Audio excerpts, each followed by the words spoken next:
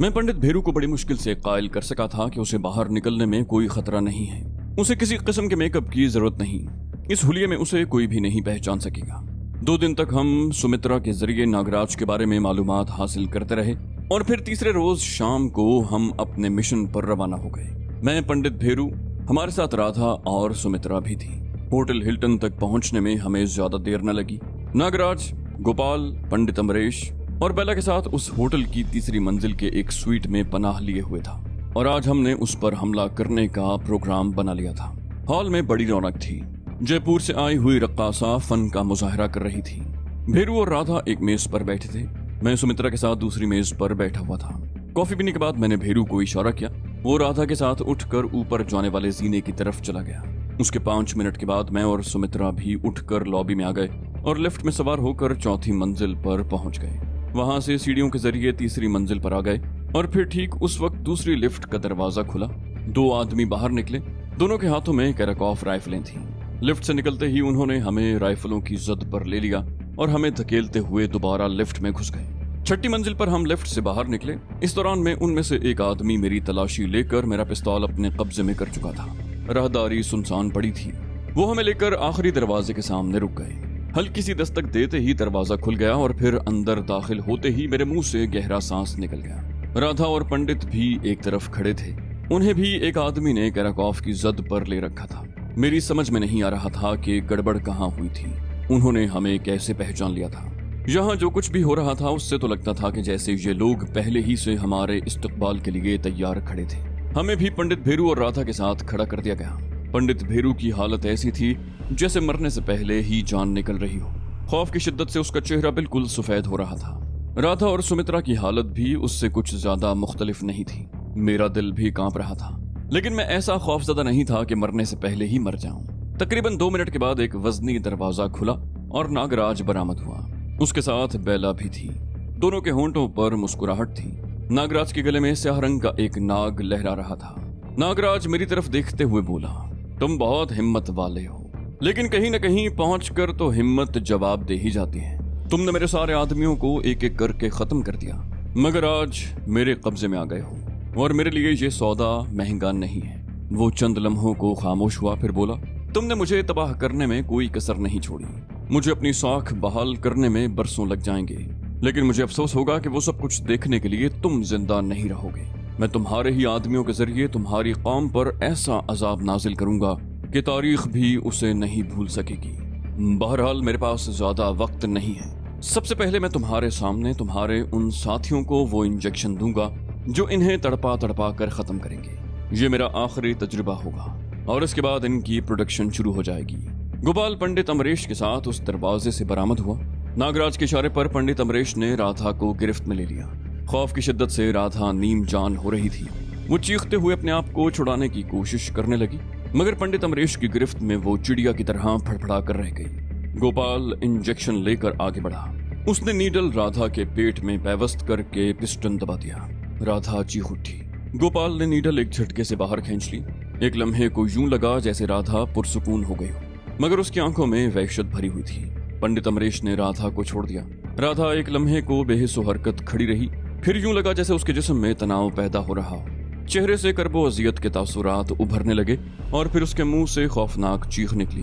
वो दोहरी होती चली गई और दूसरे ही लम्हे वो तकरीबन 1 फीट ऊपर उछली, जैसे बिजली का जोरदार झटका लगा हो। राधा एक बार फिर उछली। मैं फटी फटी सी नजरों से राधा को देख रहा था। मेरा दिल उस वक्त जैसे कनपटियों में धड़क रहा था। मैंने आंखें बंद कर ली। मेरे रोंगटे खड़े हो गए। गर्दन पर कनखजूरे से रेंगते हुए महसूस होने लगे। मैं अपनी जगह पर बेहिस्सो हरकत खड़ा फटी फटी सी नजरों से राधा की तरफ देख रहा था, जो इस तरह झटके खा रही थी जैसे उसके बदन में रह रहकर हजारों वोल्ट का करंट दौड़ रहा हो। उसके साथ ही उसके मुंह से बड़ी खौफनाक चीखें निकल रही थी। मैंने पंडित भेरू और सुमित्रा की तरफ देखा। पंडित भेरू की हालत तो ऐसी थी जैसे वो खड़े खड़े गिर जाएगा। उसने ये खौफनाक मंजर पहली मर्तबा देखा था। उसने कई साल पहले मंदिर पर काबिज होने के लिए लोगों पर बहुत जुल्म किए थे। अपने मुखालिफिन को अजियतें दे देकर हलाक किया था। उसने भी दूसरों की बेबसी पर कह कहे लगाए थे। उनके तड़पने का तमाशा देखा था। उनके शरीर को घायल करके खुश होता रहा था। लेकिन अजियत रसानी का ये तरीका आज उसने पहली मर्तबा देखा था। खौफ ने उसके पूरे वजूद को लपेट में ले लिया था, क्योंकि वो जानता था कि कुछ देर के बाद उसके साथ भी ये सब कुछ होने वाला है और ख्वाब शायद उसके रुएं रुएं में भर गया था। और फिर उसकी पतलून ऊपर से नीचे तक गीली होती चली गई। इंतहाई नाजुक और संगीन तरीन सूरत हाल होने के बावजूद मैं दिल ही दिल में मुस्कुराए बगैर न रह सका। यह जिंदगी भी अजीब चीज है। जंजर और जमीन, यही तीनों चीजें जिंदगी का महवर हैं। दुनिया की इब्तिदा से अब तक जो कुछ भी हुआ है उसकी बुनियाद यही तीनों चीजें रही हैं। दूसरों को तशद्दुद का निशाना बनाकर और अजियतें देकर हलाक करने में कोई आर नहीं समझा जाता। बाज़ औक़ात तो खुशी के शादियाने बजाए जाते हैं। किसी और की जिंदगी का चिराग गुल करते हुए कोई अफसोस या दुख नहीं होता। लेकिन जब बात अपनी जिंदगी की हो, खतरात अपनी तरफ बढ़ते नजर आए तो खौफ के मारे पेशाब खता हो जाता है। और यही कैफियत उस वक्त पंडित भेरू की थी। मेरी नजरें सुमित्रा की तरफ उठ गईं। उसकी हालत अपने गुरु से ज्यादा अबतर थी। उस हसीन और नौम्र गोपी ने जिंदगी में सिर्फ ऐश ही देखे थे।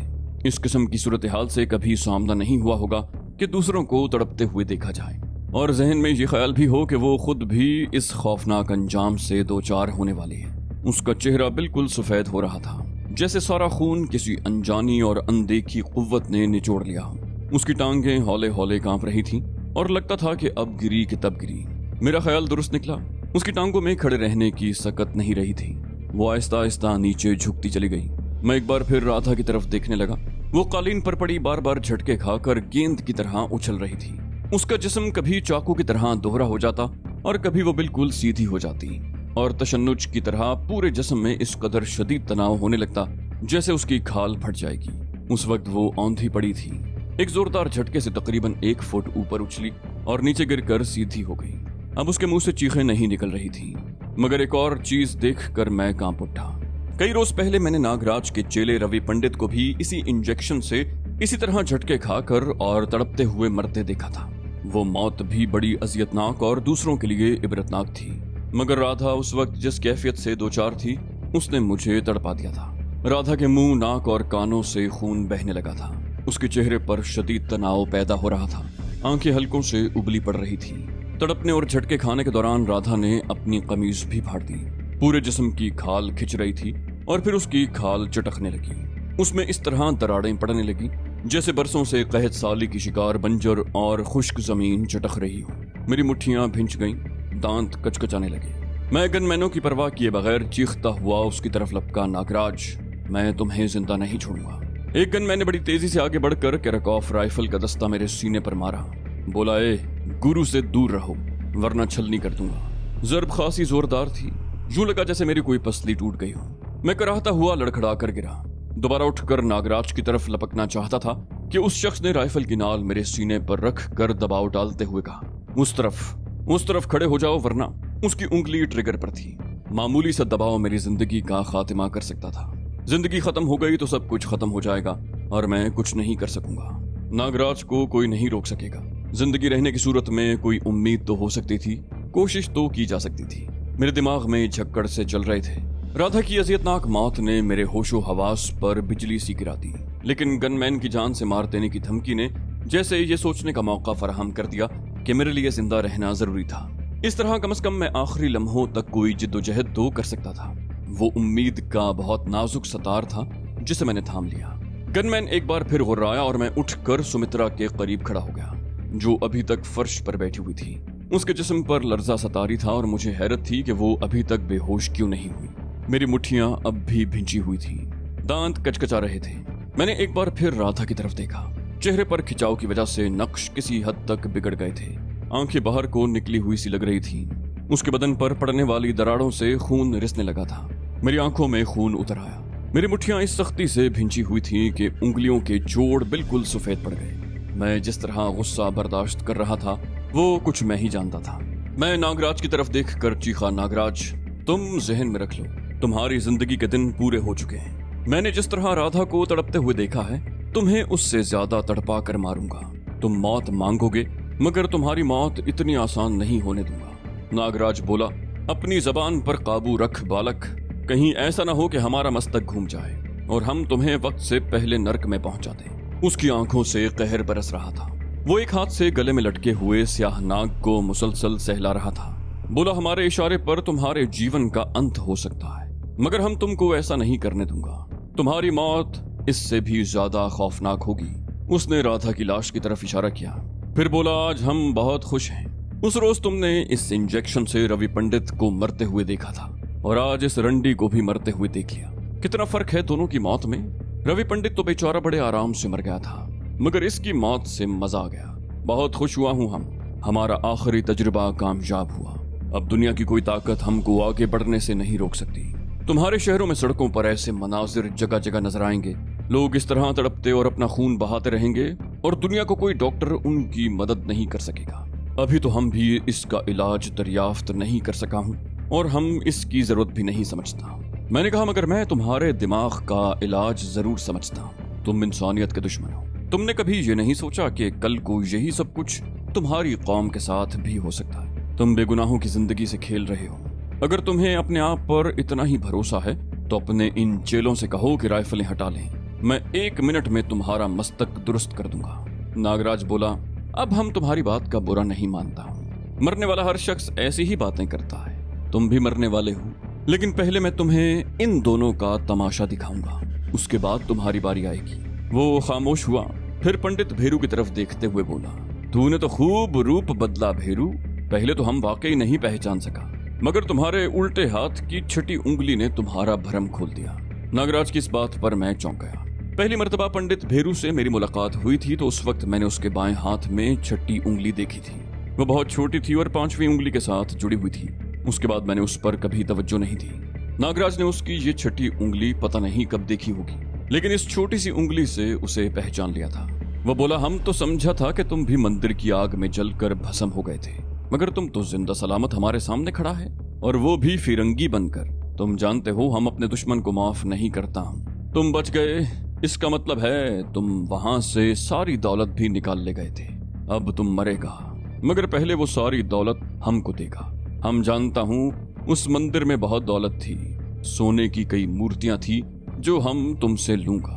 पंडित भेरू इससे पहले थर थर कांप रहा था, लेकिन मेरी बेबाकी और बेखौफी देखकर उसने भी हौसला पकड़ा और अपने आप पर काबू पाकर नागराज की तरफ देखते हुए बोला, नागराज, तुम्हारा वक्त अब खत्म हो चुका है।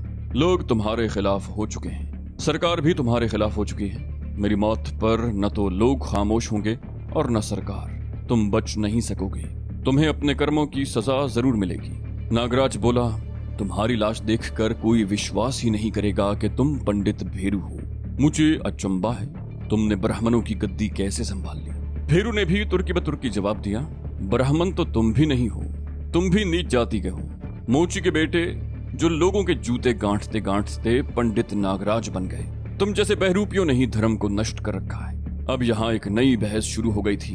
इसमें शुबा नहीं कि हिंदुस्तान में जात पात को बड़ी अहमियत दी जाती थी। निचली जात के हिंदुओं को ऊंची जातों वाले करीब नहीं फटकने देते थे। ब्राह्मणों को हिंदुओं में आला तरीन जात समझा जाता था। धर्म की ठेकेदारी भी उन्हीं के पास थी, मंदिरों पर उन्हीं के कब्जे थे। लेकिन भेरू और नागराज जैसे तेली, मोची, चमार और दूसरी निचली जातों के लोग भी उस गंगा में डुबकियां लगा रहे थे। नागराज ने कहा, अभी हम तेरे को बताऊंगा कि धर्म नष्ट कौन कर रहा है। पहले इस छोकरिया को इंजेक्शन लगाऊंगा और फिर तुमसे हम ये पूछूंगा कि वो दौलत कहाँ छुपाई है। नागराज का जुमला मुकम्मल नहीं हो सका। छन्नाके की एक जोरदार आवाज उभरी जिसने हम सब को चौंका दिया। उस कमरे की खिड़कियां सड़क की तरफ थीं। छन्नाके की आवाज से पहले ऐसी आवाज भी सुनाई दी थी जैसे पिस्तौल या रिवॉल्वर से गोली चलाई गई हो।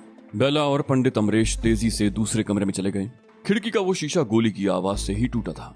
वो गोली किसने चलाई थी, कहां से आई थी? आसमान से गिरी थी या कोई फरिश्ता फायरिंग करता हुआ होटल की उस छठी मंजिल के सामने से गुजर गया था? बहरहाल किस्मत ने मुझे एक मौका फराहम कर दिया था। छन्नाके की आवाज से सभी उस तरफ मुतवज्जे हो गए थे। शीशे का एक टुकड़ा उस गनमैन के हाथ पर लगा था जो खिड़की के करीब खड़ा था। वो चीख कर अपनी जगह से उछला और ऐन उसी वक्त मैंने चीखते हुए उस गनमैन पर छलांग लगा दी जो मुझे और सुमित्रा को कैराकॉफ की जद में लिए खड़ा था। मैंने एक ही झटके में उसके हाथ से कैराकॉफ छीन ली और उस गनमैन को निशाने पर लेकर ट्रिगर दबा दिया जिसने भेरू को जद पर ले रखा था। राइफल से निकलने वाली लातादाद गोलियां उसके जिस्म में पेवस्त हो गईं और वो खून के फव्वारे छोड़ता हुआ नीचे गिरा। मैंने राइफल का रुख तीसरे गनमैन की तरफ कर दिया जिसके हाथ पर शीशे का टुकड़ा लगा था। वो भी आन की आन में ढेर हो गया। राइफल उसके हाथ से निकलकर खिड़की से बाहर जा गिरी। नागराज वाकई बहुत चालाक आदमी था। उसने गालिबन 1 सेकंड के 1000वें हिस्से में सूरत हाल का अंदाजा लगाकर उस दरवाजे की तरफ छलांग लगा दी जहां से पहले वो बरामद हुआ था। उसने अंदर घुसते ही दरवाजा बंद कर लिया था। दूसरे गनमैन की राइफल एक तरफ गिरी हुई थी। गोपाल ने भी पहले नागराज के पीछे छलांग लगाने की कोशिश की थी, मगर नागराज दरवाजा बंद कर चुका था। सिरिंज अभी तक गोपाल के हाथ में थी, जिसे उसने एक तरफ फेंक दिया और कालीन पर पड़ी हुई गन की तरफ छलांग लगा दी। मगर उसी लम्हे पंडित भेरू भी जैसे होश में आ गया। उसने बड़ी तेजी से आगे बढ़कर गोपाल की खोपड़ी पर ठोकर रसीद कर दी। गोपाल चीखता हुआ पीछे उलट गया। पंडित भेरू ने उसे संभलने का मौका नहीं दिया था और उस पर ठोकरें बरसाने लगा। वो गनमैन जिससे मैंने राइफल छीनी थी सुमित्रा की तरफ झपटा। शायद वो उसे गिरफ्त में लेकर ढाल बनाना चाहता था, लेकिन मैंने उसे सुमित्रा तक पहुंचने का मौका नहीं दिया। मेरी राइफल से निकलने वाली गोलियों की बौछार ने उसे रास्ते में ही ढेर कर दिया। मैंने सुमित्रा की तरफ देखा, वो औंधी पड़ी थी, दोनों हाथ सर पर रखे हुए थे और बुरी तरह चीख रही थी। मैंने कहा, सुमित्रा संभालो अपने आप को। मैं चीखता हुआ अंदर वाले दरवाजे की तरफ लपका। दरवाजा शायद अंदर से लॉक कर दिया गया था। मैंने लॉक पर राइफल की नाल रख कर ट्रिगर दबा दिया और दरवाजे को ठोकर मार दी। दरवाजा खुल गया। मैंने एक नजर पंडित भेरू की तरफ देखा, जो अब भी गोपाल पर ठोकरें बरसा रहा था। मैं राइफल तान कर दूसरे कमरे में दाखिल हो गया।